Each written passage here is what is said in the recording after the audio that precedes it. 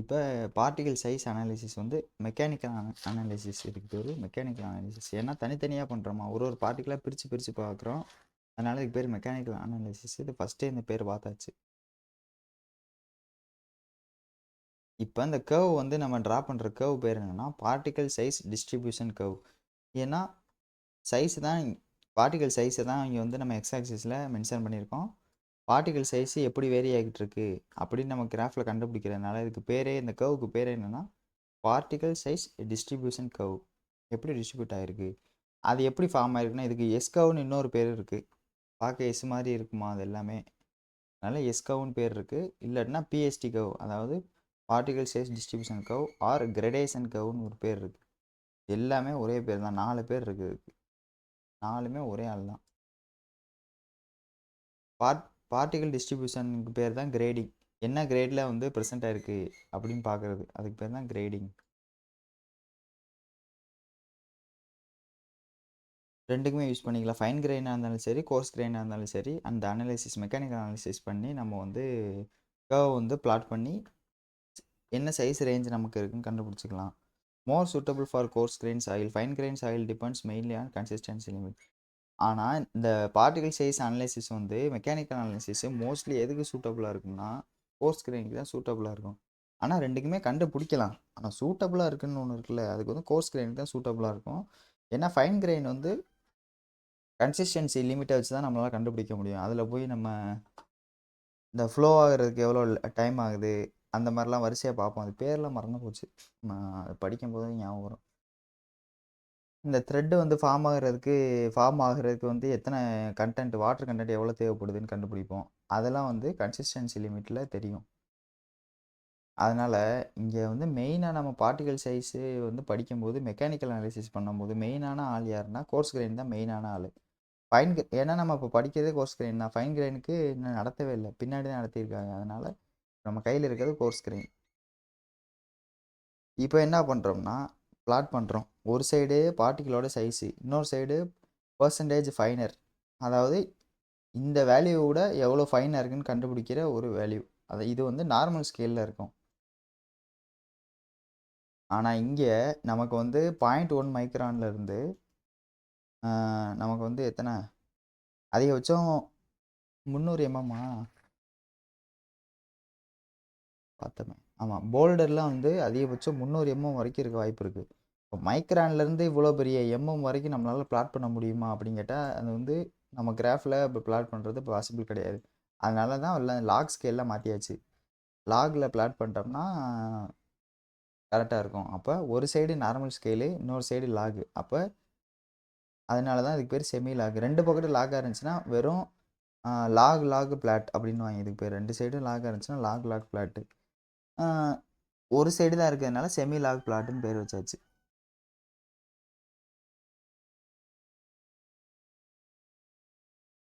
இப்போ இந்த இதுக்கு பேர் வச்சுருக்காங்க எப்படின்னா,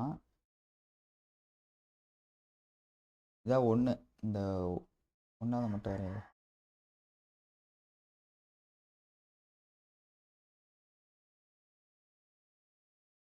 இந்த மாதிரி இருந்துச்சுன்னா நமக்கு என்ன தெரியுது, எல்லா இந்த இந்த இடத்துல இருந்து இந்த இடம் வரைக்கும் இருக்கக்கூடிய எல்லா பார்ட்டிகளையும் டச் பண்ணிட்டு போகுது. அப்போ என்ன அர்த்தம், இங்கே இருக்க எல்லா பார்ட்டிகளுமே இந்த சாயிலில் இருக்குன்னு அர்த்தம். இந்த 2, 3 மறந்துடுங்க. ஃபஸ்ட்டு இந்த 1 மட்டும்தான். இப்போ வந்து ஒரு சாயில் எடுத்து டெஸ்ட் பண்ணுறோம். டெஸ்ட்டில் இது அனலைசிஸ் பண்ணுறோம். சிஓவில் அனலைசிஸ் பண்ணுறோம் கூட வச்சுக்கலாம். அதுக்கு பேர் தான் மெக்கானிக்கலு. பண்ணும்போது நமக்கு என்ன கிடைக்குது, இந்த கர்வ் மட்டும் கிடைக்குது. இப்போ நான் வரைஞ்சிருக்க கர்வ் மட்டும் கிடைக்குது. மற்ற ரெண்டும் வந்து அது வேறு சாயிலுக்கு.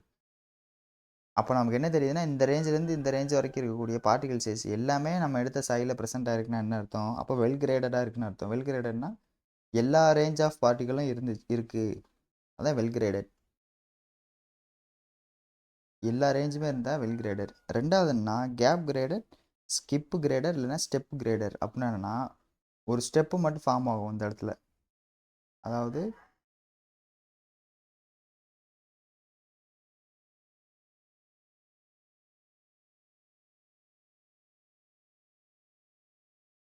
இங்கே நம்ம 10 மைக்ரானோட வேல்யூ எடுத்தாலும் பர்சன்டேஜ் ஃபைனரு சேம் தான் வரும். இந்த இடத்துல எடுத்தாலும் அதே வேல்யூ தான் வரப்போகுது. இந்த இடத்துல எடுத்தாலும் அதே வேல்யூ தான் வரப்போகுது. இந்த 2வது கர்வ்க்கு நான் சொல்லிக்கிட்டு இருக்கேன். இந்த ஃபர்ஸ்ட் கர்வ் மறந்துருங்க. இப்ப 2வது கர்வ் ஸ்டெப்பு.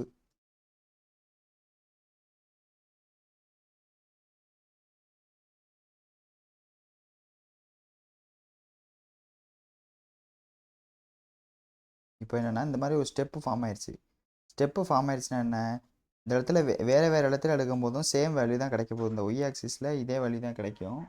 அதனால இதுக்கு பேர் என்ன வச்சிருக்காங்கன்னா, ஸ்கிப். ஒரு இடமே வந்து ஸ்கிப் ஆயிருச்சு. இல்லன்னா அதுக்கு பேர் என்ன வச்சிருக்காங்கன்னா, ஸ்கிப்பு, ஸ்டெப்பு இல்லன்னா கேப்பு. இது 3ல ஏதோ ஒண்ணு இந்த இடத்துல நடந்திருக்கு.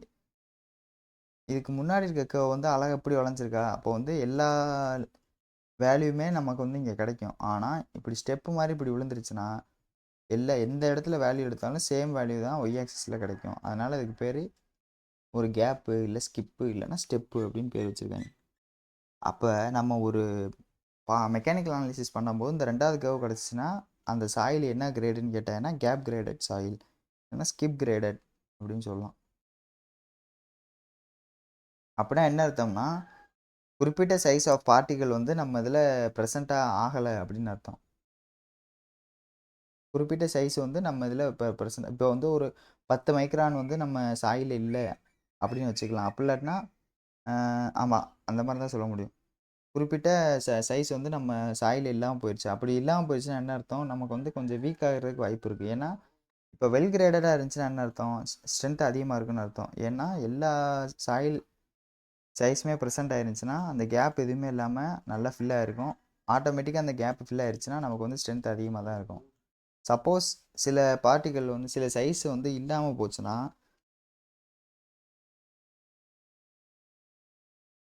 சைஸ் வந்து இல்லாம போச்சுன்னா, நமக்கு வந்து ஸ்ட்ரென்த்தும் கம்மியா இருக்க வாய்ப்பு இருக்கு. இப்போ 3வது 1 பார்த்தாச்சு, 2 பார்த்தாச்சு. இப்போ 3வது ஒருத்தன் இருக்கான். அவன் யாருன்னா, அவன் தான் இருக்கிறதுலே மோசமான ஆளு. புவர்லி கிரேடட் சாயில் இல்லன்னா யூனிஃபார்ம் சாயில். கிட்டத்தட்ட நம்ம சாயில் எல்லாமே சேம் சைஸ்ல தான் இருக்கு. இப்போ 100 மைக்ரான்னு வச்சுக்கலாம். 100 மைக்ரான்னா நம்ம எடுத்த சாயில் எல்லாமே ஒரே சைஸ் தான். இப்போ 2 கிலோ எடுக்கிறோம். 2 கிலோ எடுத்து 100 மைக்ரான் சீவ் பண்றோம். 1.99 கேஜி வரைக்கும் சீவு வந்து அந்த சீவ் செட்ல தாண்டி வெளில போயிருச்சு. அப்படின்னா என்ன அர்த்தம்? எல்லாமே நம்ம எடுத்த கிட்டத்தட்ட எல்லாமே வந்துட்டு 100 மைக்ரான் தான் இருக்கு. அப்படின்னா என்ன அர்த்தம்? Uniform soil same particle size தான் இருக்க போகுது. அதனால தான் அதுக்கு பேர் யூனிஃபார்ம் சாயில்னு வச்சிருக்காங்க. இது வந்து வெரி புவர்லி கிரேடட். இதுக்கு பேரே வந்து புவர்லி கிரேடட் சாயில் தான். ஏன்னா வந்து கிரேடேஷனே கிடையாது. கிரேடேஷன்னா என்னன்னா, எல்லா ரேஞ்சும் இருந்தா தான் அதுக்கு பேர் நல்ல கிரேடிங் இல்லன்னா வெல் கிரேடட்ன்னு சொல்லலாம். இது நெறைய ரேஞ்ச் கிடையாது. சிங்கிள் ஒரே ஒரு சைஸ் தான் மேக்ஸிமமா இருக்கு. அப்ப அதுக்கு பேர் வந்து புவர்லி கிரேடட் அப்படின்னு வச்சிருக்காங்க.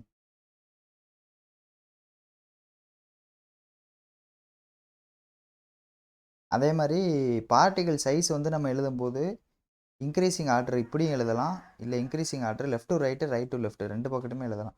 இப்போ வந்து நான் இந்த மாரி எழுதியிருக்கேனா, 0.1, 1, 10 இப்படி எழுதியிருக்கேனா, 1 இப்படி எழுதுறதுனாலும் எழுதிக்கலாம். இல்ல 0.1, 1 இப்படி எழுதுறதுனாலும் எழுதிக்கலாம். இது வந்து அசெஷன் ரீசன்ல கூட கேட்க வாய்ப்பு இருக்கு. இப்போ லாக் ஸ்கேல் பிளாட் பண்ணும்போது, லெஃப்ட் டூ ரைட் தான் எழுதணுமா? இல்ல ரைட் டூ லெஃப்ட் தான் எழுதணுமா? இல்ல எல்லாத்துலயுமே எப்படி வேணாலும் 2லயுமே சேர்த்தும் எழுதிக்கலாமா? அப்படின்னு கேட்டாங்கன்னா, 2 பக்கமுமே எழுதிக்கலாம். Left to right increasing order எழுதலாம். ரைட் டூ லெஃப்ட் இன்க்ரீசிங் ஆர்டர்ன்னு எழுதலாம். லாக் பிளாட்னால.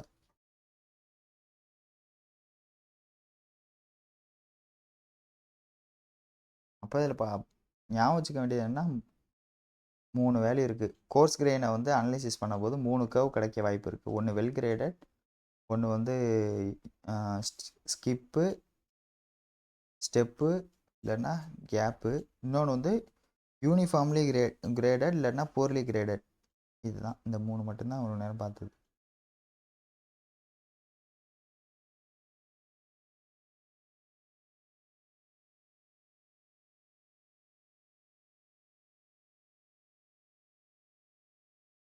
இப்போ பெர்சன்டேஜ் ஒய் ஆக்சிஸ்ல என்ன பார்த்தோம்? பெர்சன்டேஜ் ஃபைண்டர் தானே பார்த்தோம். அப்ப 10, 20 இது எல்லாமே பெர்சன்டேஜ். இந்த பெர்சன்டேஜ் இந்த கிராஃப் எடுத்து சின்னதா இங்க பிளாட் பண்ணியிருக்கேன். 10, 30, 60 மட்டும் கரெக்ட்டா எடுத்து, நம்ம ஒரு ஸ்டாண்டர்டா ஒரு வேல்யூ வந்து உருவாக்குறாய்ங்க. D10, D30, D60 அப்படின்னா என்ன அர்த்தம்னா,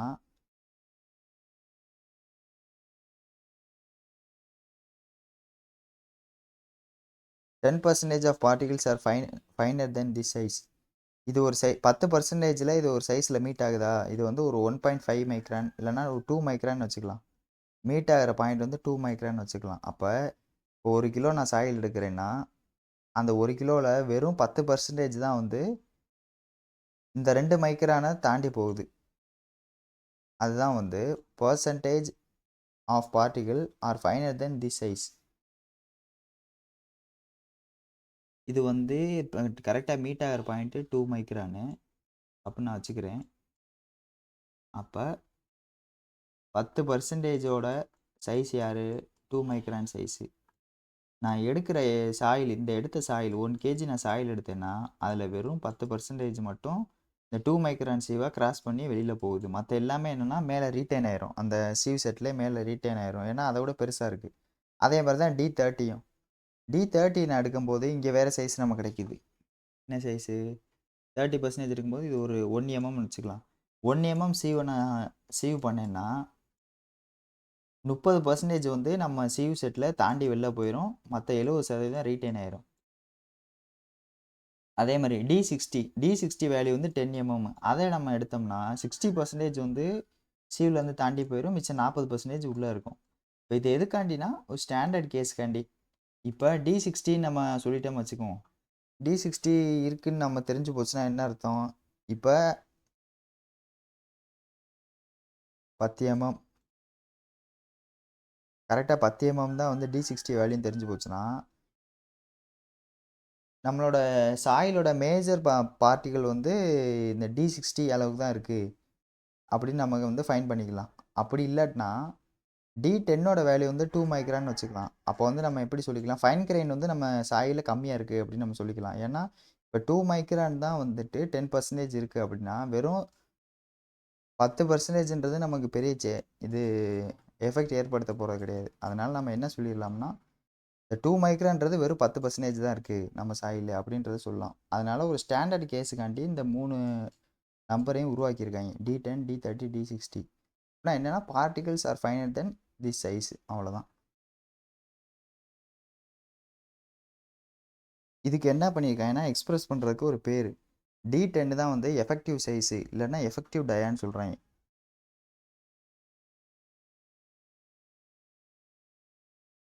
எதனால இத வந்து ஃபிக்ஸ் பண்றாங்கன்னா, இந்த D10க்கு கீழ இருக்கக்கூடிய சாயில் இருக்குமா, D10க்கு கீழ D5, D1 அப்படிலாம் இருக்குன்னு வச்சுக்கலாம்.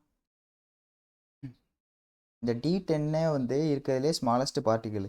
இத விட சின்ன பார்ட்டிகிள் நம்ம எடுத்தோம்னா, வெறும் டஸ்ட் மாரி தூசி மாரி தான் இருக்கும். நம்ம கண்ணுக்கே வந்து டக்குன்னு பார்த்தா தெரியாது.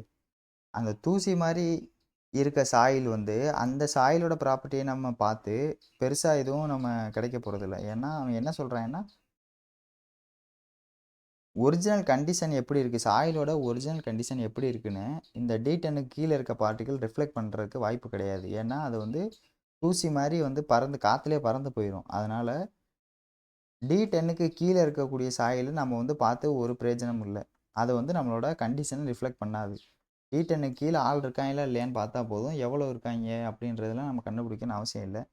ஏன்னா, அது வந்து நம்மளோட ஒரிஜினல் கண்டிஷன எதுவுமே வந்து மென்ஷன் பண்ணாது. அதனால நம்ம அத தூக்கிரலாம். அதனால தான் வந்து D10 எஃபெக்டிவ் சைஸா வச்சிருக்காய்ங்க. இதுக்கு மேல இருக்க சாயில் தான் வந்து ப்ராப்பரா நம்மளோட ப்ராப்பர்ட்டிய ரிஃப்ளெக்ட் பண்ணும். அதனால வந்து D10 எஃபெக்டிவ் சைஸா பேர் வச்சாச்சு.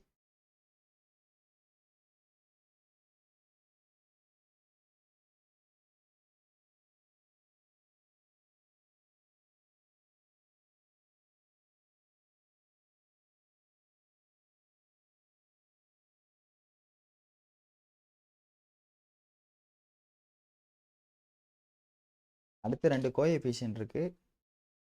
ஒண்ணு வந்து யூனிஃபார்மிட்டி கோஎஃபிஷியன்ட், இன்னொன்னு வந்து கோஎஃபிஷியன்ட் ஆஃப் கர்வேச்சர் அப்படின்னு 2 கோஎஃபிஷியன்ட் இருக்கு. ஃபார்முலா என்ன? CU = D60/D10. இதுதான் யூனிஃபார்மிட்டி கோஎஃபிஷியன்ட். இது எதுக்கு? யூஸ் டு எக்ஸ்பிரஸ் பார்ட்டிகல் சைஸோட ரேஞ்ச். D60க்கும் D10க்கும் எவ்வளோ ரேஞ்ச் வந்து நடுவில் இருக்குன்னு வந்து எக்ஸ்பிரஸ் பண்ணுற ஒரு ரேஷியோ தான் யூனிஃபார்மிட்டி கோஎஃபிஷியன்ட். இப்போ நமக்கு கிடைக்கிற வேல்யூ வந்து யூனிஃபார்ம் சாயிலாக இருந்துச்சுன்னா அதோட வேல்யூ வந்து எவ்வளோ இருக்கும்னா, CU வந்து 2 விட கம்மியாக இருந்துச்சுன்னா அது யூனிஃபார்ம் சாயில். 6க்கு மேலே இருந்துச்சுன்னா வெல் கிரேடட் சாயில். 4க்கு மேல 4க்கு மேல இருந்துச்சுன்னா வெல் கிரேடட் கிராவலா? ஓகே. அப்போ வந்து மொத்தம் 3 வேல்யூ இருக்கு. 2, 4, 6. 2க்கு கீழ இருந்தா யூனிஃபார்ம் சாயிலு. 4க்கு மேல இருந்தாலும் 6க்கு மேல இருந்தாலும் இது வந்து 4ன்னா கிராவலு, இல்லைன்னா சாண்ட். எப்படி ஞாபகம் வச்சுக்கிட்டேன்னா ஆப்போசிட்டாக வரும். சாண்டுக்கு 4 லெட்டர் இருக்கா, அப்போ அதை கிராவலுக்கு எழுதிக்கணும் 4ன்ட்டு. கிராவலுக்கு 6 லெட்டர் இருக்கா, அப்போ அதை சாண்டுக்கு எழுதிக்கணும். அப்படி ஆப்போசிட்டாக வரும், அவ்வளோதான். ஆனால் எது கிரேட்டர் எது லெஸ்ஸர்? யூனிஃபார்ம்ன்றது வந்து சியூ கம்மியாக இருந்தால் யூனிஃபார்ம் சாயில், அவ்வளோதான்.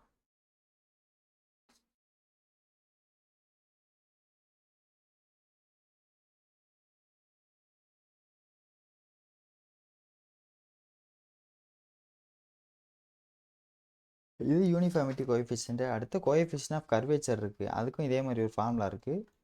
D30 square divided by D60 into D10. D60 into D10 அதான். இதோட ரேஞ்ச் என்னன்னு பார்த்தோம்னா சிசியோட வேல்யூ வந்து 1 to 3 வரைக்கும் இருக்கும். அடுத்த பேஜில் இருக்கும் அது இருக்கா. சிசியோட formula D30 square by D60 into D10. இது எதுக்காண்டி யூஸ் பண்ணுறோம்னா ஷேப் தான் கண்டுபிடிக்க போகிறோம், இல்லைன்னா கர்வ், கிரடேஷன் கர்வ் வந்து பிளாட் பண்ணுறதுக்கு யூஸ் பண்ண போகிறோம். இதோட ரேஞ்ச் என்ன? 1 to 3. ஒரு வெல் கிரேடட் சாண்டாக இருந்தாலும் சரி, கிராவலாக இருந்தாலும் சரி, வேல்யூ வந்து 1 to 3. இப்போ மொத்தம் வந்து 2 கோஎஃபிஷியன்ட்டை சேர்த்து 2 ஃபார்முலா 3 வேல்யூ. 2 ஃபார்முலா என்னது? சியூசிசி ஃபார்முலா 2 ஃபார்முலா. 3 ரேஞ்ச் என்னது?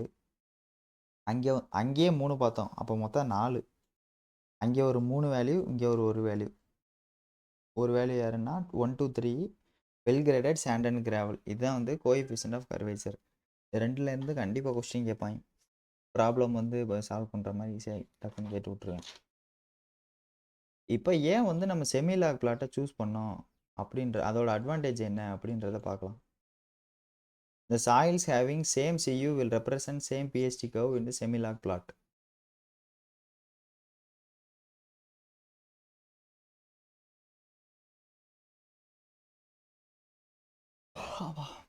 இப்போ யூனிஃபார்மிட்டி கோஎஃபிஷியன்ட் வந்து ஏதோ வேறு சாயிலுக்கு சேமாக இருக்குன்னா நம்ம கிடைக்கக்கூடிய கர்வுமே வந்துட்டு சேமாக தான் இருக்கும். வேறு சாயிலுக்கு நம்ம எடுக்கிறோம், தனித்தனி சாயில் சாம்பிள் நம்ம எடுத்து நம்ம வந்து அனாலிசிஸ் பண்ணுறோம். ஆனால் இதுக்கு ஒரு சியூ வேல்யூ கிடைக்கும், இதுக்கு ஒரு சி வேல்யூ கிடைக்கும். 2 சி வேல்யூ சேமாக இருந்துச்சுன்னா நம்ம செமிலாக் பிளாட்டில் பிளாட் பண்ணும்போது அந்த கர்வ் வந்து என்னவா இருக்கும்? சேமாக தான் இருக்கும். அது ஒரு அட்வான்டேஜ். இது எதுக்கு அட்வான்டேஜ்னு தெரியல. Wide range of particle size can be accommodated. நம்ம வந்து மைக்ரான்லேருந்து எம்எம் வரைக்கும், மைக்ரான் டு எம்எம்ஏ எவ்வளோ பெரிய தூரம்? 1000 எம்எம், 1000 மைக்ரான் சேர்ந்து தான் ஒரு எம்எம்ஏ. அப்போ அவ்வளோ பெரிய ரேஞ்சை நம்மளால் ஒரு பேப்பரில் A4 ஷீட்டில் கிராஃபில் நம்மளால் கொண்டு வர முடியாது. அதனால செமிலாக் பிளாட்டில் யூஸ் பண்ணுறதுனால இந்த வைட் ரேஞ்ச் ஆஃப் பார்ட்டிகளை நம்மளால் ஒரே இடத்துக்குள்ளே கொண்டு வர முடியுது. அது ஒரு அட்வான்டேஜ்.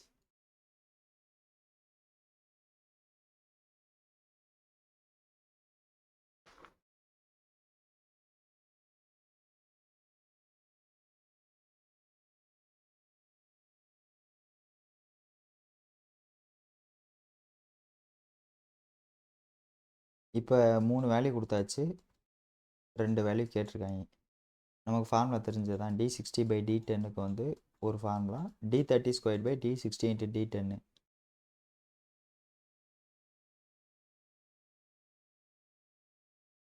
D10 2 ஃபார்முலாலையுமே கீழே தான் இருக்குது, அதையும் ஞாபகம் வச்சுக்க வேண்டியதான்.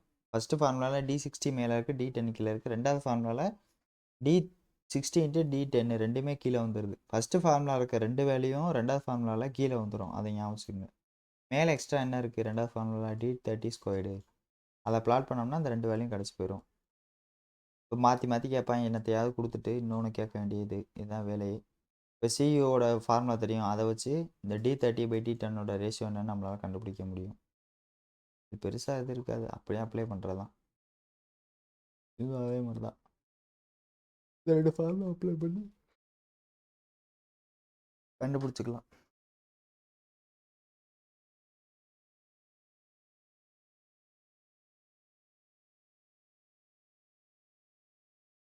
அதே மாரி இன்னொன்னு.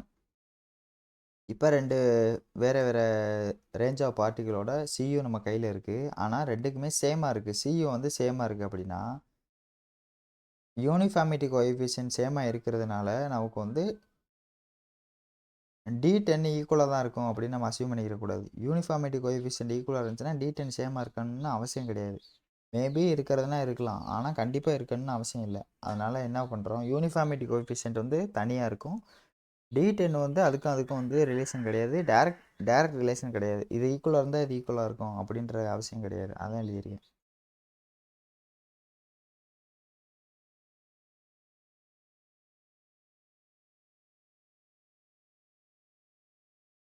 இப்ப நம்ம பார்ட்டிகிள் சைஸ் ரேஞ்ச் இப்படியே இன்கிரீஸ் ஆயிட்டு போட்டுக்கிட்டே இருப்போம். இந்த இடத்துலலாம் மைக்ரான் அளவுக்கு தான் இருக்கும். 0.2 மைக்ரானு, 1 மைக்ரான் அந்த மாரி மைக்ரான் ரேஞ்சில தான் இருக்கும். அப்ப இதுக்குள்ளேயே ஒரு கிராஃப் ஃபார்ம் ஆயிருச்சுன்னா, டோட்டலாவே ஃபைன் கிரைன்டா இருக்க போகுது. இந்த பக்கம் எல்லாமே நல்ல நெறைய 4 எம்எம்க்கு மேல இருக்கக்கூடிய பார்ட்டிகள் தான் இந்த பக்கம் இருக்கும். இந்த சைடு ஒரு கர்வ் ஃபார்ம் ஆச்சுன்னா, அது கோர்ஸ் கிரைன்டு. 2க்கு நடுவுல ஃபைனும் சேர்ந்து கோர்ஸ் கிரைன் சேர்ந்தா 2மே சேர்ந்தது தான் ஒரு வெல் கிரேடட். இல்லன்னா 2யும் சேர்ந்து காம்பினேஷன் அப்படின்னு நம்ம சொல்லலாம். கிராஃப் வந்து எந்த பக்கம் இருக்கோ, அத பொறுத்து நம்ம பார்த்தோனே வந்து வெறும் கிராஃப பார்த்தோனே என்னென்ன கண்டுபிடிக்கலாம். வெல் கிரேடடா இருக்கா? இல்ல புவர்லி கிரேடடா இருக்கா? இல்ல யூனிஃபார்மா இருக்கா? ஃபர்ஸ்ட்டு இத 3ல என்னவா இருக்குன்னு நம்ம ஃபர்ஸ்ட்டு ஃபைண்ட் அவுட் பண்ணிடலாம். அதுக்கப்புறம் இந்த எந்த இடத்துல பிளாட் ஆயிருக்குன்றத வச்சு ஃபைன் கிரைன்டா இருக்கா? கோர்ஸ் கிரைன்டா இருக்கா? இல்ல கம்பைன்டா இருக்கா?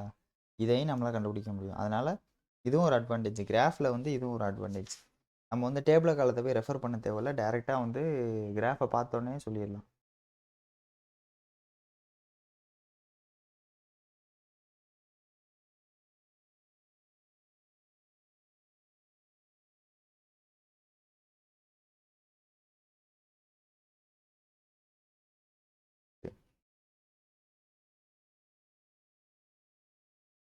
இப்ப இந்த பார்ட்டிகிள் சைஸ் டிஸ்ட்ரிபியூஷன் கர்வ் வச்சு என்னென்னலாம் நம்மளால பண்ண முடியும் அப்புட்ன்னா, ஃபர்ஸ்ட்டு சாயில் கிளாசிஃபிகேஷன பண்ண முடியும்.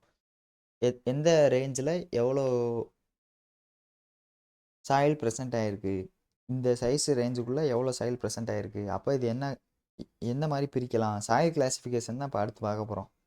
எப்படி வந்து கிளாசிஃபை பண்ணியிருக்கோம் அப்படின்றத அடுத்து பார்க்க போறோம். இந்த பிஎஸ்டி கர்வ் இந்த சாயில் கிளாசிஃபிகேஷனுக்கு தான் யூஸ் ஆக போகுது.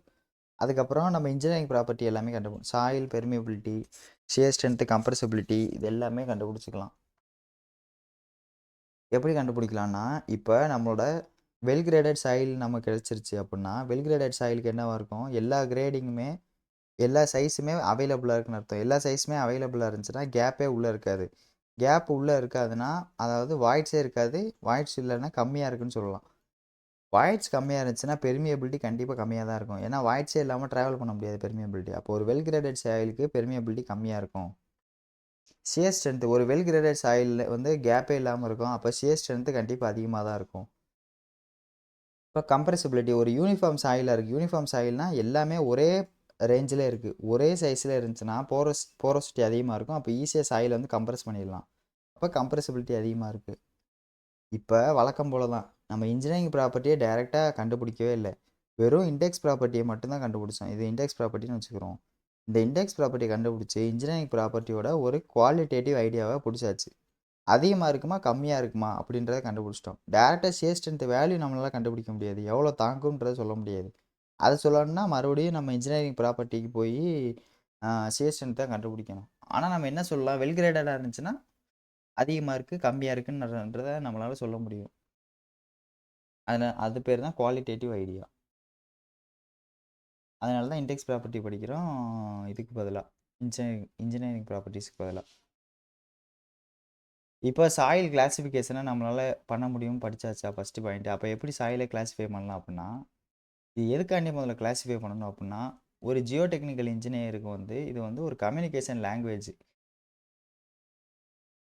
ஆ நம்ம நேரா போய் நார்மலா என்ன பார்ப்போம்? செம்மண்ணா, இல்ல வந்து இது சரள மண்ணான்ற மாரி பார்ப்போம். இல்ல ஜல்லிக்கல்லா அப்படின்ற மாரி நம்ம நார்மலா கேட்போம். ஆனா ஒரு ஜியோ டெக்னிக்கல் இன்ஜினியருக்கு வந்து கிளேவா, சில்ட்டா, ஃபைன் சாண்டா, மீடியம் சாண்டா, கோர்ஸ் சாண்டா அப்படின்ற மாரி நெறைய வெரைட்டியா வச்சிருப்பாய்ங்க. ஒண்ணொண்ணுக்கும் ஒரு ஒரு மாரியான ப்ராப்பர்ட்டி இருக்கும். அது வந்து ஜியோ டெக்னிக்கல் இன்ஜினியர்ஸ்க்கு தெரியும். அதனால என்ன பண்றாய்ங்கன்னா, நம்ம சைஸை வந்து சொல்கிறதுக்கு பதிலாக அதுக்கு ஒரு பேர் வச்சுருவோமே, அதை வந்து பிரித்து அதுக்கு ஒரு நேம் கொடுத்துருவோமே அப்படின்னு ஐடியா பண்ணி சாயிலை கிளாஸிஃபை பண்ணுறாங்க ஃபஸ்ட்டு. சாயிலை கிளாஸிஃபை பண்ணுறது முடிவு பண்ணியாச்சு. கிட்டத்தட்ட 2 மைக்ரான்லேருந்து ஒரு 300 எம்எம் வரைக்கும் நமக்கு சாயில் ரேஞ்ச் இருக்குது. ஒன்னொன்னுக்கும் ஒரு பேர் வைக்கிறேன்னு சொல்லி ஒரு 50 பேரை வச்சு விட்டோம்னு வச்சுக்கோங்க. 50 பேரை வச்சு விட்டோம்னா இது யாரும் படிக்கவும் முடியாது. இது மனப்பாடம் பண்ண முடியாது. வேஸ்ட்டாக போயிடும். அதனால குரூப் வந்து எவ்வளோக்கு எவ்வளோ மினிமமாக இருக்க முடியுமோ அவ்வளோக்கு எவ்வளோ மினிமமாக இருக்கணும் நம்மளோட soil classification group. It should serve the purpose of classification. நம்மளோட இது பர்பஸ் என்ன? கிளாஸிஃபை பண்ணணும். சாயிலை வந்து ஒரு கட்டத்துக்குள்ளே கொண்டு வரணும். சாயிலை எப்பயுமே என்ன பண்ணும்னா நம்ம நினைக்கிறதுக்கு அப்பாற்பட்டே செயல்படும். இந்த இவர் இது டெர்சாக்கி சொல்லுவாருன்னு நம்ம இன்ஸ்டியூட்டில் கூட எழுதி போட்டிருப்பாங்கல்ல. நல்ல வேளை சாயில வந்து ஹியூமன் கண்டுபிடிக்கல. அதனால தான் வந்து இது இவ்வளோ காம்ப்ளெக்ஸா இருக்கு அப்படின்ற மாரி இது சொல்லியிருப்பாரு.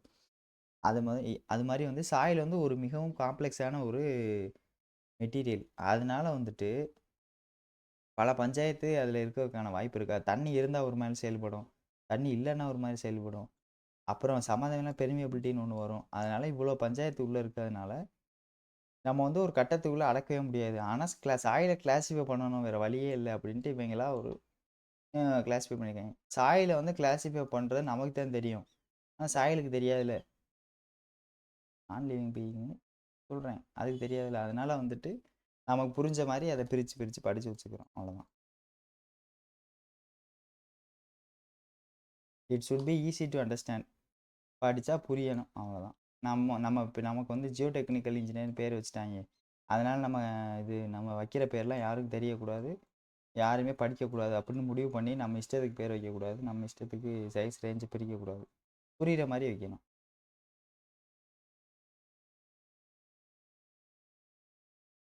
அடுத்து இப்ப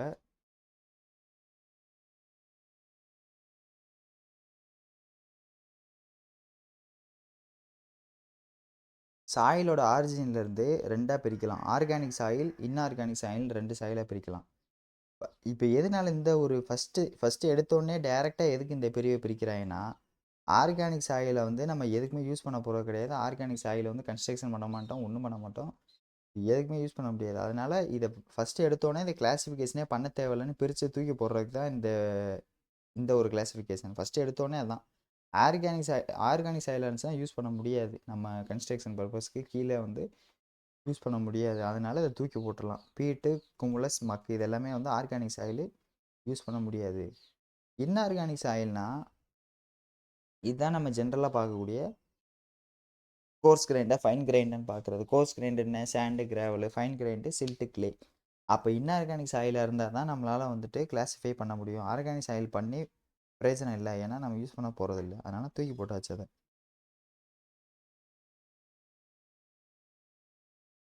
இப்ப என்ன பண்றாங்கன்னா, இன்ஜினியரிங் கிளாசிஃபிகேஷன் அப்படின்ட்டு மொத்தம் 6 கிளாசிஃபிகேஷன் குடுத்துருக்காங்க. இண்டெக்ஸ் ப்ராப்பர்ட்டிய பேஸ் பண்ணி மொத்தம் 6 கிளாசிஃபிகேஷன் இருக்கு. ஒண்ணொண்ணா உள்ள பார்ப்போம். First particle size classification. டைரக்ட்டா அந்த சைஸ வச்சு அப்படியே கிளாஸிஃபை பண்றது. நம்ம ஆல்ரெடி என்ன பார்த்துருப்போம், 75 மைக்ரான்லேருந்து 4.75 வரைக்கும். இது எல்லாமே நம்ம பார்த்தது தான். நடுவுல உள்ளத மட்டும் கொஞ்சம் பிரிச்சு எழுதியிருக்காய்ங்க அவ்வளோதான். 75 மைக்ரான்லேருந்து 4.75 வரைக்கும் சாண்டுன்னு நம்ம பார்த்துருப்போம். இந்த ரேஞ்சு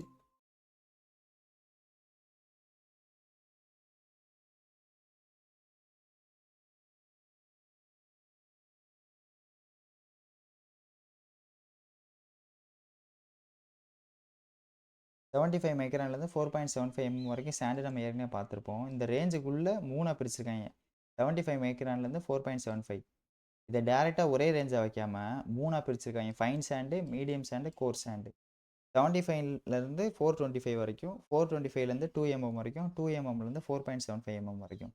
இப்ப நம்ம ஏற்கனவே தெரிஞ்ச ஒரு பெரிய ரேஞ்ச ஒரு சின்ன ரேஞ்சா பிரிச்சிருக்காய்ங்க. 3ஆ பிரிச்சிருக்காய்ங்க. 1ஆ இருக்கிறதுக்கு பதிலா 3. Fine, medium, course. Fine gravel, coarse gravel. நமக்கு ஏற்கனவே தெரிஞ்ச வேல்யூ என்ன? 4.75 இருந்து 80 வரைக்கும் இருந்துச்சுன்னா, கிராவல் நமக்கு ஆல்ரெடி தெரியும். அந்த ரேஞ்ச பிரிச்சு 2ஆ எழுதியிருக்காய்ங்க. ஃபைனாவும், கோர்ஸாவும் எழுதியிருக்காய்ங்க. 20 வச்சு. மத்ததெல்லாம் நமக்கு தெரிஞ்சது தான். இது காபலு, போல்டரு இதெல்லாம் நமக்கு ஆல்ரெடி தெரிஞ்சது தான். அதே மாரி இந்த சில்ட்டையுமே 3ஆ பிரிச்சிருப்பாய்ங்க. Fine, medium, coarse. ஆனா அத வந்து சார் எழுதி போட்டாரா என்னன்னு தெரியல. நான் எதையோ பார்த்து எழுதியிருக்கேன். இது அந்த அளவுக்கு முக்கியம் இல்ல. நமக்கு வந்து என்ன தெரியும்னா, கிளே சில்ட்டு, சாண்ட 3ஆவும், கிராவல 2ஆவும் பிரிச்சிருக்காய்ங்க. Fine sand, medium sand, coarse sand. இது ஃபைன் கிராவல், கோர்ஸ் கிராவல் அப்படின்னு பிரிச்சிருக்காய்ங்கன்னு தெரிஞ்சா போதும். அப்ப ஃபர்ஸ்ட் எடுத்தோனே என்ன பார்ட்டிகிள் சைஸ வச்சு கிளாஸிஃபை பண்ணலாம். ஒரு சாயில வந்து பார்ட்டிகிள் சைஸ வச்சு கிளாஸிஃபை பண்ணலாம். எப்படி கிளேவா, சில்ட்டா, ஃபைன் சாண்டா, மீடியம் சாண்டா அப்படின்னு நம்ம சொல்லலாம். அது கிளாசிஃபிகேஷன். இப்ப 2வது கிளாசிஃபிகேஷன். சாயிலுக்கு ஒரு டெக்ஸ்சர் இருக்கும். டெக்ஸ்சர்னா என்ன? அதோட சைஸு, ஷேப்பு, அதோட டிஸ்ட்ரிபியூஷன் எப்படி வந்து உள்ள டிஸ்ட்ரிபியூட் ஆயிருக்கு. மேல வந்து டாப் லேயர்ல கல்லா இருக்கு. கீழ வந்து மண்ணா இருக்கு. அப்ப சாயில் வந்து உள்ள எப்படி டிஸ்ட்ரிபியூட் ஆயிருக்கு. அத வச்சு நம்மளால சொல்ல முடியும். இதுக்கு இன்னொரு பேர் இருக்கு. டெக்ஸ்சரல் கிளாசிஃபிகேஷனுக்கு இன்னொரு பேரு ட்ரையாங்குலர் கிளாசிஃபிகேஷன். ஏன் ட்ரையாங்குலர்னா, இத கீழ பார்ப்போம். இந்த 3 தான் மேஜரா நம்ம பார்ப்போம். Sand, clay, silt. இந்த 3யும் பிளாட் பண்றதுக்கு ஒரு ட்ரையாங்கிள் தான் நம்ம யூஸ் பண்ண போறோம். இந்த ட்ரையாங்குலர் சார்ட்க்கு பேரு தான் அந்த ட்ரையாங்கிள் யூஸ் பண்றதுனால தான் இதுக்கு பேரு ட்ரையாங்குலர் கிளாசிஃபிகேஷன் அப்படின்னு சொல்றாய்ங்க. அந்த ட்ரையாங்கிள் வந்து ப்ராப்பரா வரையல. கரெக்ட்டா வந்து டச் ஆகுற மாரி வரையணும். கொஞ்சம் சொதப்பி தான் வரைஞ்சிருக்கேன். வரல இது எத பொறுத்து இருக்கு? இதுவும் பார்ட்டிகிள் சைஸ பொறுத்து தான் இருக்கு. பார்ட்டிகளோட சைஸ பொறுத்து தான் இந்த கிளாசிஃபிகேஷன் இருக்கு. Soil fraction coarser then sand is ignored. சாண்டுக்கு மேல இருக்கிறத வந்து இக்னோர் பண்ணியாச்சு. சாண்டுக்கு மேல யார் இருக்கா? கிராவலு, காபலு, போல்டரு இந்த மாரி வரிசையா இருக்காய்ங்க. அவைங்கள இக்னோர் பண்ணியாச்சு. கிளேக்கு கீழ இருக்கவங்கள இக்னோர் பண்ணியாச்சு. ஏன்னா கிளே கீழ தான் யாருமே இல்லையே. கிளே தானே இருக்கிறதுலயே மினிமல் சைஸ் நம்ம வச்ச பேரு. 2 மைக்ரான் கீழ இருக்கவங்களுக்கு பேரே வைக்கல நம்ம. அதனால வந்துட்டு கிளேல இருந்து சாண்ட் வரைக்கும் தான் எடுத்திருக்கோம். எதுல? டெக்ஸ்சர் கிளாசிஃபிகேஷன்ல. இப்ப இதுல ஒரு பேர் இருக்குது. முக்கியமான பேர். Equal contribution of sand, silt, clay is called loam. ஒரு சாயில் இருக்கு. 10 கிலோ சாயில் எடுக்கிறோம். அந்த சாயில்ல கிளே, சில்ட், சாண்ட் எல்லாமே கரெக்ட்டா வந்து ஈக்குவல் ப்ரொபோர்ஷனா பிரியுது அப்டின்னா,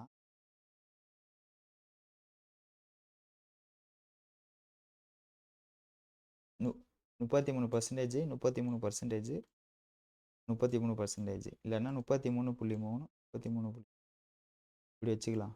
இப்படி இருந்துச்சுன்னா 99.9% வந்து வந்துருச்சு. அப்ப இந்த மொத்த 100% சாயில்ல 3 சைஸுமே ஈக்குவலா இருக்கு. எது? Sand, silt, clay. இந்த 3 சைஸுமே ஈக்குவலா பிரசன்ட் ஆயிருக்கு நம்ம சாயில்ல. அப்டின்னா அந்த சாயிலுக்கு பேரு லோம் சாயில்.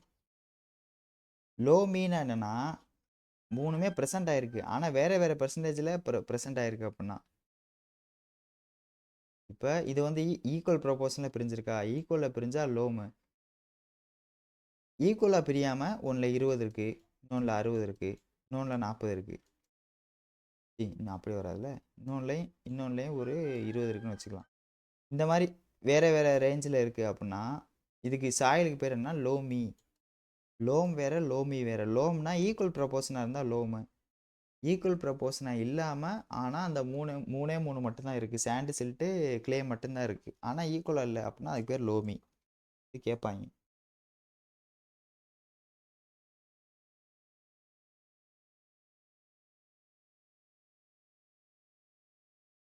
அப்ப இந்த சென்ட்ரல் ட்ரையாங்குலர் போர்ஷன் என்ன சொல்ல வருதுன்னா, இந்த ரேஞ்சுக்குள்ள இந்த ச ட்ரையாங்கிளுக்கு உள்ள இருக்க எல்லா பார்ட்டிகளுமே ஈக்குவல் ப்ரொபோர்ஷன்ல இருக்கு. கிளே, சில்ட், சாண்ட் எல்லாமே ஈக்குவல் ப்ரொபோர்ஷன்ல இருக்கு. அதனால இதுக்கு நடுவுல இருக்க எல்லாமே லோமி அப்படின்றாய்ங்க. லோமு இல்லன்னா loamy.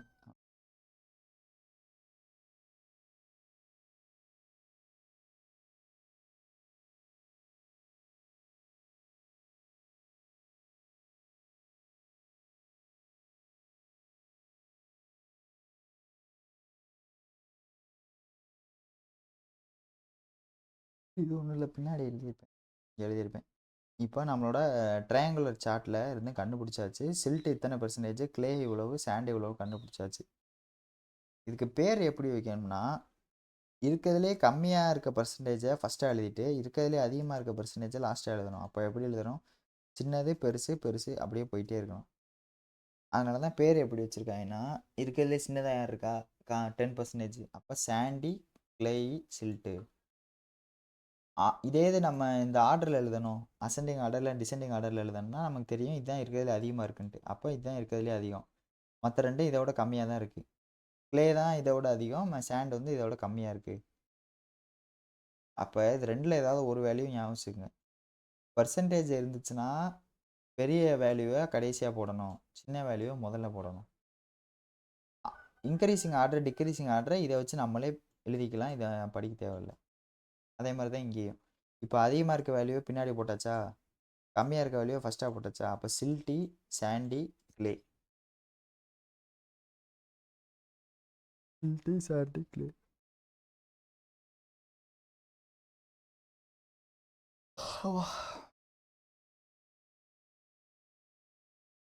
Each part in triangular chart represents the combination of நம்ம பார்த்தது தான். Sand, silt, clay.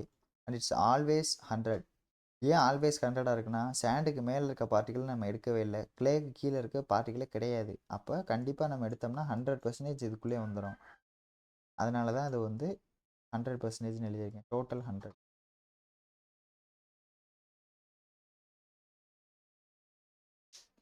அப்போ ஃபர்ஸ்ட் என்ன கிளாசிஃபிகேஷனு? பார்ட்டிகிள் சைஸை வச்சு எப்படி கிளாஸிஃபை பண்ணோம். 2வது என்ன கிளாசிஃபிகேஷன்னா, இதுவும் பார்ட்டிகிள் சைஸ் தான். அதே பார்ட்டிகிள் சைஸை வெறும் 3 பிரிச்சாச்சு. Sand, silt, clay. அந்த 3 மட்டும் ப்ரெசென்ட் ஆயிருக்கா? எவ்வளோ ப்ரெசென்ட் ஆயிருக்கு? எத்தனை பெர்சன்டேஜ் ப்ரெசென்ட் ஆயிருக்குன்னு கண்டுபிடிக்கிறோம். அப்போ 2மே வந்து பார்ட்டிகிள் சைஸை வச்சு பிரிச்ச ஒரு கிளாசிஃபிகேஷன். அடுத்து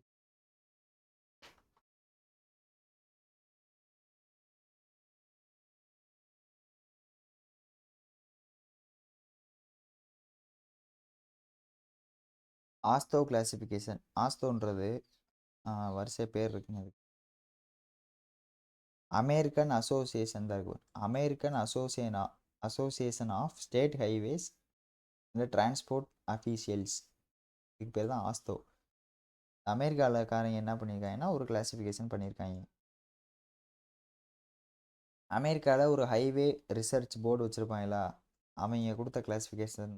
இது முதல்ல எப்போ வந்து ப்ரொப்போஸ் பண்ணாங்க, இது பண்ணலாம் அப்படின்னு எப்போ எப்போ ப்ரொப்போஸ் பண்ணாங்கன்னா, US bureau of public roads. நம்ம ஊரில் ஐஆர்சி மாதிரி அங்கே ஒரு பப்ளிக் ரோடுக்கு ஒரு இது வச்சுருக்காங்க, டிபார்ட்மெண்ட் வச்சுருக்காங்கன்னு வச்சுக்கலாம். அவங்க வந்து 1928 இந்த டைப்பை வந்து ப்ரொப்போஸ் பண்ணுறாங்க. இதை யார் ரிவைஸ் பண்ணுறான்னா 45 ஆமாம் 1945 இது டிஎன்பிசிஐயில் ஏதோ கேட்டாங்களாம். 1945 கேட்டிருக்கிறதுக்கான வாய்ப்பு கம்மி தான் அப்படி சொன்னார் அவர்.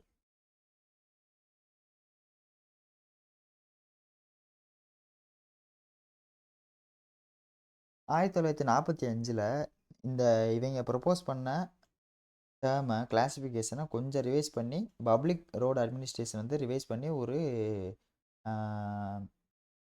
இதை வந்து பப்ளிஷ் பண்ணுறாங்க. இதை வந்து பப்ளிஷ் பண்ணுறாங்க. அதை யார் அப்ரூவ் பண்ணுறா அப்படின்னா American society for testing material.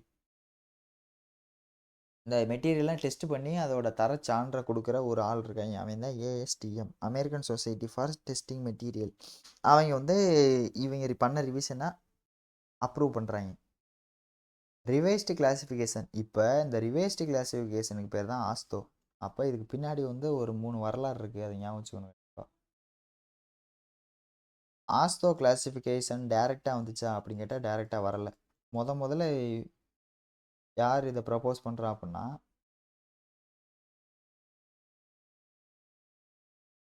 US bureau of public roads. இவங்க தான் ப்ரப்போஸ் பண்ணுறாங்க. ரிவைஸ் பண்ணுறது யாருன்னா பிஆர்ஏ. அப்ரூவ் பண்ணுறது யாருன்னா ஏஎஸ்டிஎம். எல்லாத்துக்கும் எக்ஸ்ப்ளனேஷன், அது பேர் என்ன, எக்ஸ்பேன்ஷன் வந்து முக்கியம். முடிஞ்சால் இந்த வருஷம் படிச்சுக்கிற வேண்டியதான். அவ்வளோதான். இப்போ இவங்களோட கிளாஸிஃபிகேஷன் பேர் என்ன என்னன்னு பார்த்தாச்சு. கிளாஸிஃபிகேஷன் எப்படி கிளாஸிஃபை பண்ணியிருக்காங்கன்னு பார்க்கணும்ல. அதுதான் அடுத்து. எப்படி கிளாஸிஃபை பண்ணியிருக்காங்க. மொத்தம் 7 குரூப்பாக பிரிச்சுருக்காங்க. இவ்வளோ நேரம் நம்ம பேசின எல்லாமே பார்ட்டிகல் சைஸை வச்சு டேரெக்டாக பிரிச்சுட்டாங்க. இவங்க எப்படின்னா புதுசாக ஒரு இதாக காயின் பண்ணுறாங்க. 7 குரூப்பு, A1லேருந்து A7 வரைக்கும். Lower the number stronger the soil. A1 சாயிலாக இருக்குது அப்படின்னா என்ன அர்த்தம்? நல்லா ஸ்ட்ராங்கான சாயிலாக இருக்குன்னு அர்த்தம். A7 சாயிலாக இருக்குது அப்படின்னா என்ன அர்த்தம்? வீக்கான சாயிலாக இருக்குன்னு அர்த்தம்.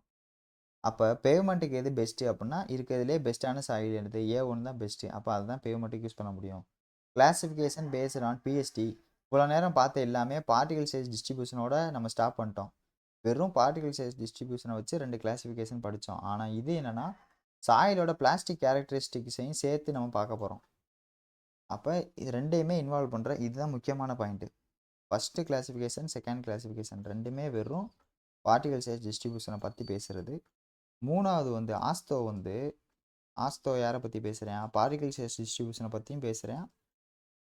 கூடவே 2 இன்ச்சையும் சேர்த்துக்குங்கன்ற மாதிரி கூடவே வந்து பிளாஸ்டிக் கேரக்டரிஸ்டிக்ஸையும் பற்றியும் பேசுகிறேன்.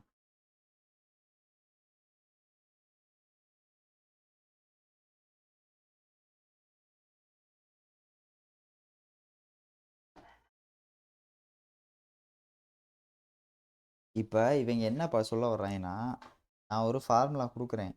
ஒரு எம்பிரிக்கல் ஃபார்முலா வரையும் ஒரு ஃபார்முலா கொடுக்குறேன். அந்த வேல்யூவில் நீ போட்டேன்னா உனக்கு ஒரு நம்பர் கிடைக்கும். அந்த நம்பரை போய் நீ இந்த டேபிள் நான் கொடுக்குற டேபிளில் ரெஃபர் பண்ணிக்க. அப்படி ரெஃபர் பண்ணினா அது சாயில் எக்ஸலண்ட்டாக இருக்கா, குட்டு, ஃபேரு, புவர், வெரி புவராக இருக்கா அப்படின்றத நீ கண்டுபிடிச்சிக்கலாம். உன்னோட வேலை என்ன? நம்பரை கண்டுபிடிக்கிறது தான் உன் வேலை அப்படின்னு சொல்லிட்டாங்க. அப்போ அந்த நம்பரை கண்டுபிடிக்கிறதுக்கு என்ன ஃபார்முலா? இதுதான் formula. 0.2a plus 0.005 AC plus 0.01 BD.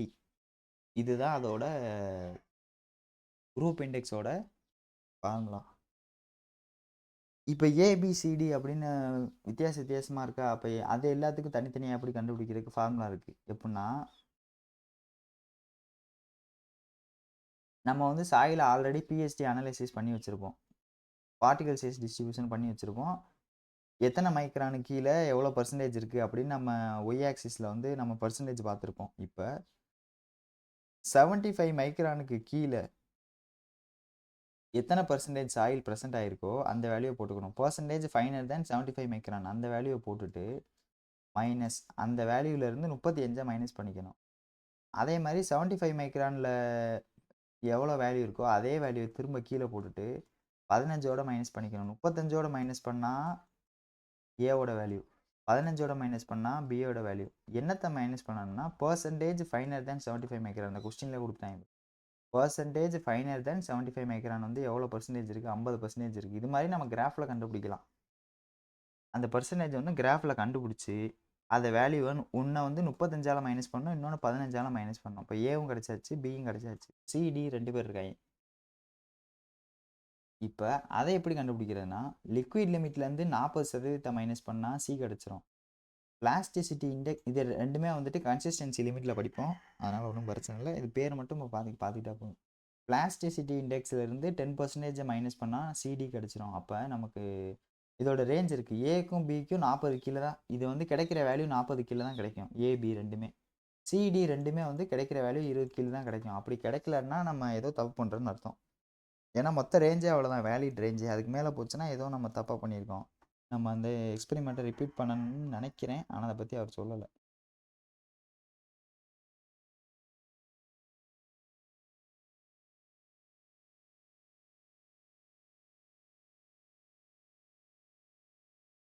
அப்போ ஜிஏக்கு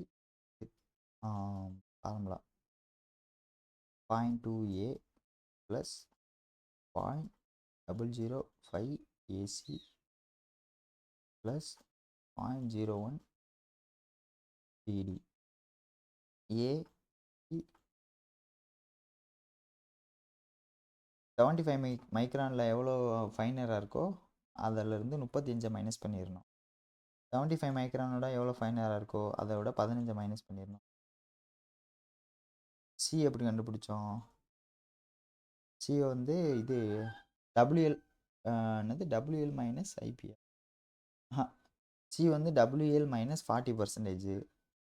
டி வந்து பிளாஸ்டிசிட்டி இண்டெக்ஸ்லேருந்து 10%. இந்த எல்லாத்தையும் அந்த ஃபார்முலாவில் சப்ஸ்டியூட் பண்ணி நம்ம குரூப் இண்டெக்ஸ் வேல்யூ கண்டுபிடிச்சிடலாம். இப்போ நம்ம என்ன பார்த்தோம்? குரூப் இண்டெக்ஸோட ரேஞ்ச் என்ன? 0லேருந்து 20 வரைக்கும் இருக்குது. 0 தான் குட் சாயில். அப்போ என்ன அர்த்தம், கம்மியாக இருக்க வந்து சாயிலோட ப்ராப்பர்ட்டி குட்டாக இருக்குது, அதிகமாக போக போக குரூப் இண்டெக்ஸோட வேல்யூ அதிகமாக போக போக அது வந்து பேடாக ஆரம்பிக்குது.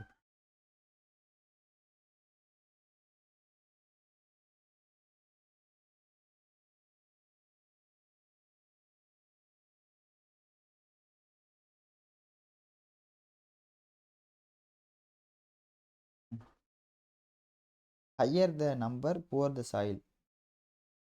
அதுதான் இங்கே முக்கியமான பாயிண்ட். இது நம்பர் பெருசாக போக போக சாயிலோட ஸ்ட்ரென்த் கம்மியாகிட்டே போகுது, இல்லை அதோட சாயில் கண்டிஷன் வந்து கம்மியாகிட்டே போகுது. இப்போ நமக்கு வந்து வேல்யூ கிடைக்கிற குரூப் இண்டெக்ஸ் வேல்யூ வந்து டெசிமலில் கிடைக்கும், அதுக்கு டெசிமலில் கிடைக்கிறதுக்கான வாய்ப்புகள் அதிகம். இப்போ 7.3 கிடைக்குது, அதுக்கு பதிலாக நம்ம வந்து 7 போட்டுக்கலாம். இல்லை 7.1 கிடைக்குது, அதுக்கு பதிலாக நம்ம 7 போட்டுக்கலாம் அப்படின்னா போடக்கூடாது. 7.1 கிடைச்சாலும் 8 தான் போடணும், 7.9 கிடைச்சாலும் 8 தான் போடணும். ஏன்னா நம்ம 7 போட்டோம்னா நம்ம ஓவர் எஸ்டிமேட் பண்ணுற மாதிரி ஆயிரும். ஏன்னா நமக்கு வந்து நம்பரை குறைச்சோம்னா அது சாயில் ப்ராப்பர்ட்டி நல்லா இருக்குன்னு அர்த்தமா. அதனால நம்ம கிடைக்கிற டெசிமல் வேல்யூ எல்லாமே அது எத்தனை நம்பராக இருந்தாலும் சரி, இதுக்கு அடுத்த நம்பரை தான் சூஸ் பண்ணி நம்ம டெசிமலை ரவுண்ட் ஆஃபாக மாற்றணும். அதுக்கு முன்னாடி இருக்க நம்பரை மாற்றிட்டோம்னா சாயிலோட ப்ராப்பர்ட்டி நல்லா இருக்குன்னு அர்த்தம். அப்படி நம்ம ஓவர் எஸ்டிமேட் பண்ணுற மாதிரி ஆயிரும்.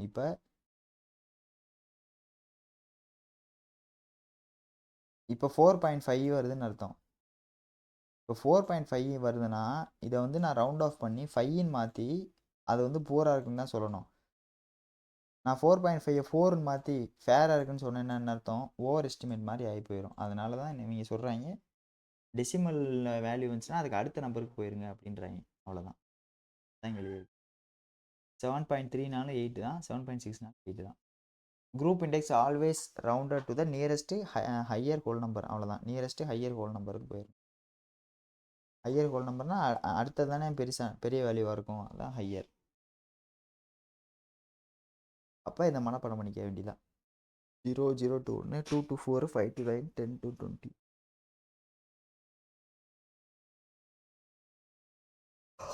Excellent, good, fair, poor, very poor.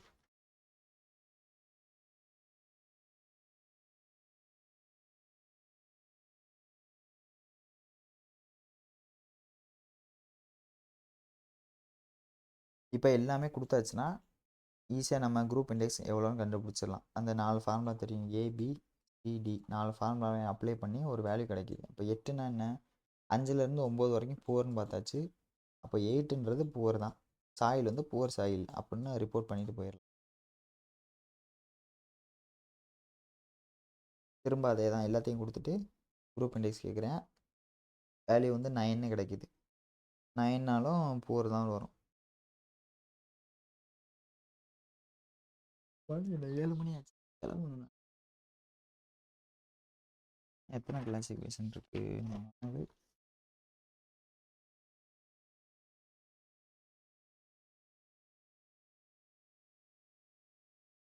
சரி, ஓகே, இதை நாளைக்கு பார்ப்போம். நான் இது கடை கிளம்புறேன். இந்த ஒரு 3 கிளாசிஃபிகேஷன் மட்டும் நாளைக்கு பார்த்துக்கலாம். அதுக்கப்புறம் எஃபெக்டிவ் ஸ்டேஜ் ஆரம்பிச்சிடும்.